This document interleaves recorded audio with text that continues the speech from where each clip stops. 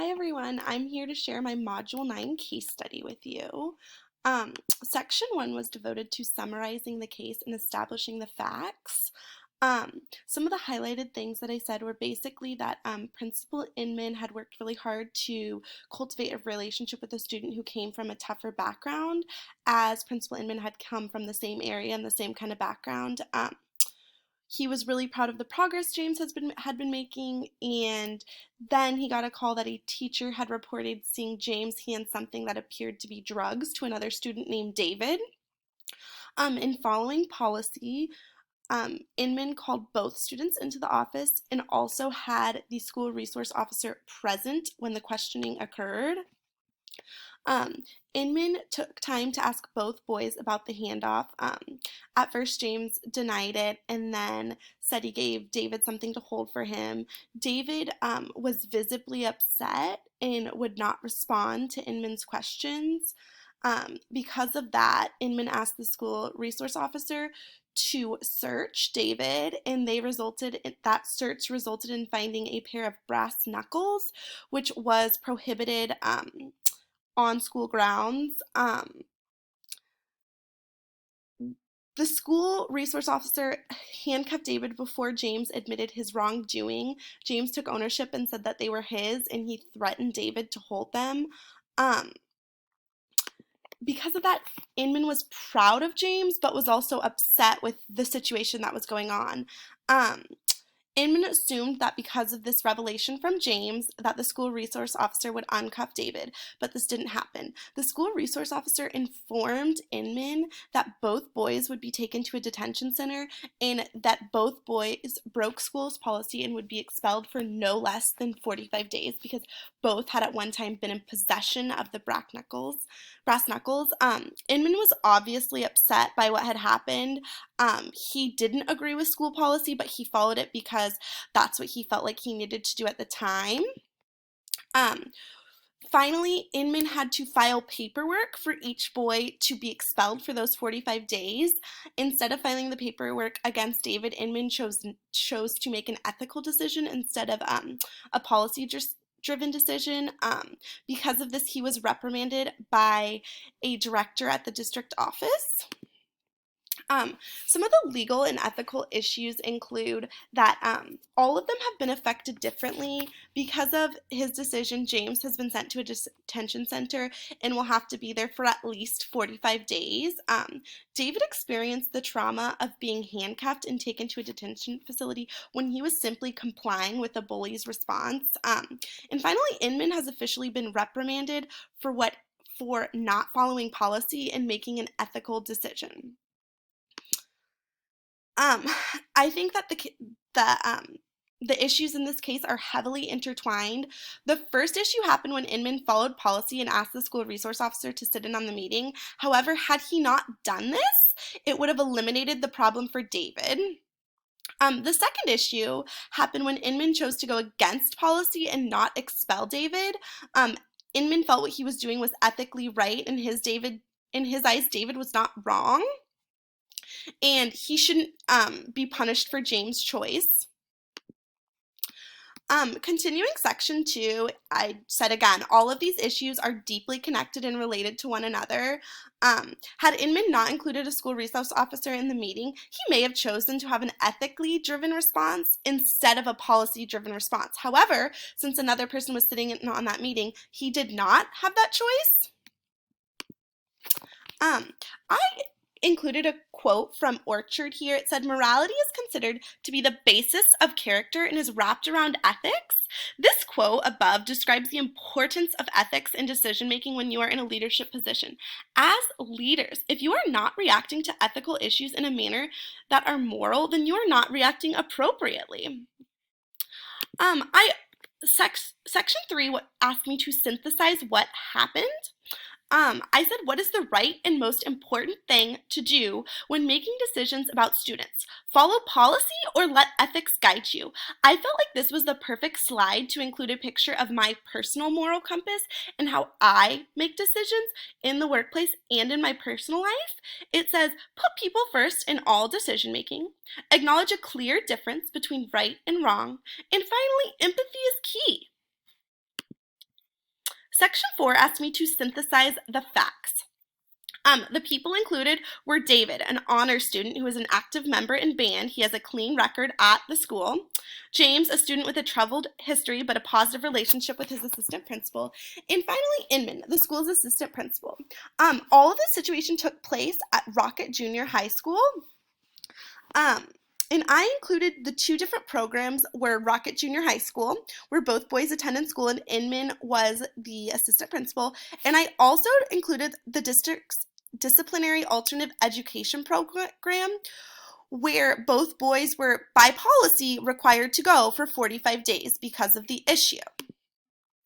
Section 5 asked me to review and prioritize the information. First, I talked about stakeholders. Stakeholders, in this case, include many different people and groups. These people and groups obviously include the boys, James and David, who are directly affected by the event. It also includes assistant principal Inman, as he was directly affected as well. The families of both boys were stakeholders in this situation.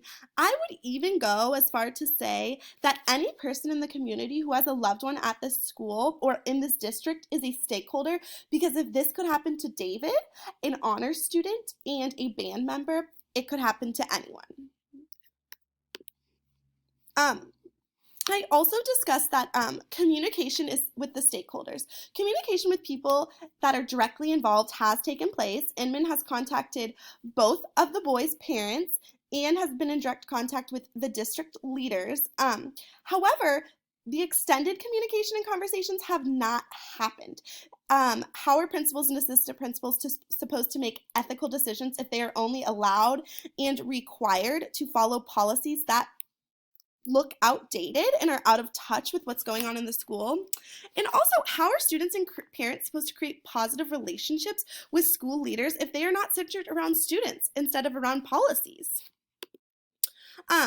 Continue. I said we need more information. Has the district reviewed this policy in this situation? Have David's parents raised questions about the district's policy? Has Inman raised questions about the district policy? And do other district officials have issue with this policy?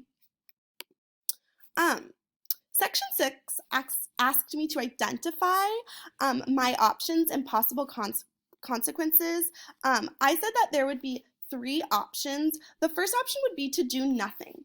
That means, to me, this meant that neither David or James would be punished for their wrongdoing. James would be rewarded for following the steps to take ownership of his actions, and David would not be wrongfully punished. The consequences of not taking action would be that policies are not followed, so obviously Inman could be reprimanded.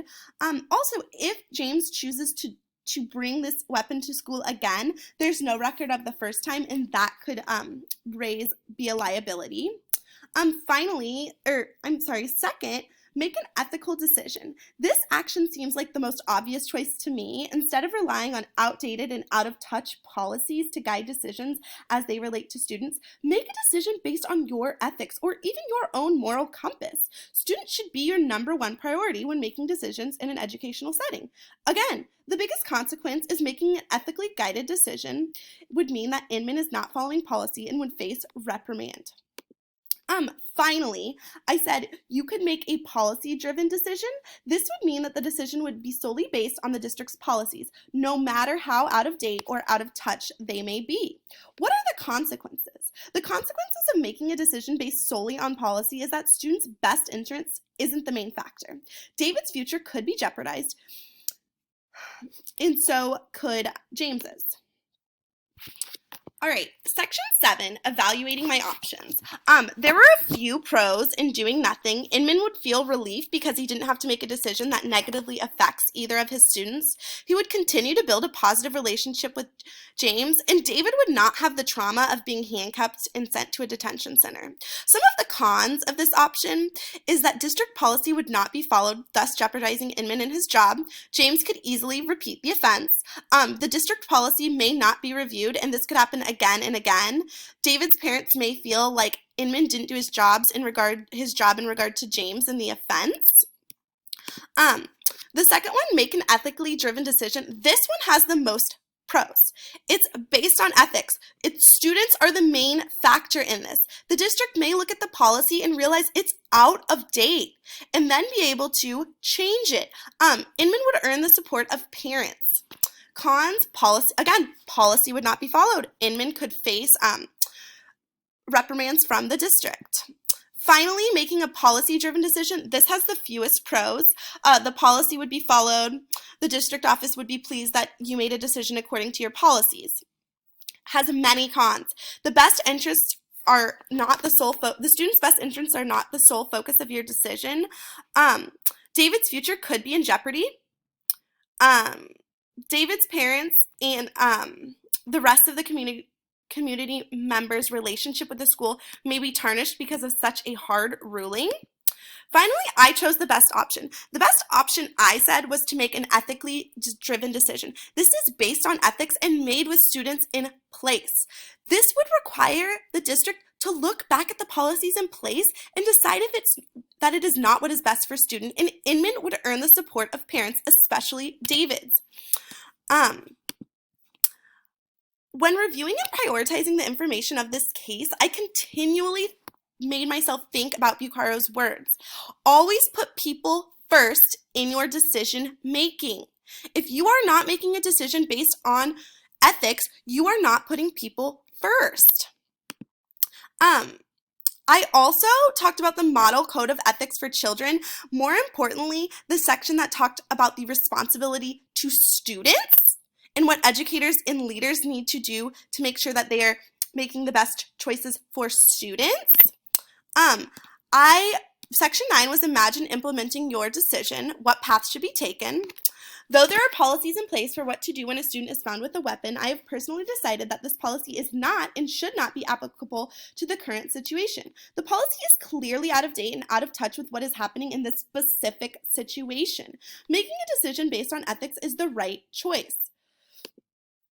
What might happen? The best outcome would be that all parties involved are content with the decision and that the district agrees to review policies and offenses.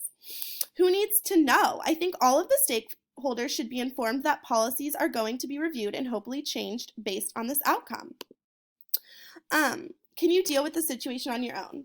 I think that the principals should be able to make this decision on their own without the help of the school resource officer in their office. I also said warn, don't threaten. When you are talking about changing these policies, include parents in these conversations. Begin a conversation with principals, parents, and the community about how the policy is not effective and what can be done to be better. Be a leader in the change that you want. If that plan doesn't work, what next? If the district is unwilling to accept your ethically driven decision, ask the higher-ups to meet and have a conversation about each child and their role in the incidents. Hopefully giving the district background knowledge on each of these boys will help make an ethically driven decision. If this still doesn't work, it needs to become your mission to meet with parents, community members, and other principals and district leaders to begin conversations about changing and bettering policies. I have included the NELP standards and also references that I have used for this Module 9. Thank you.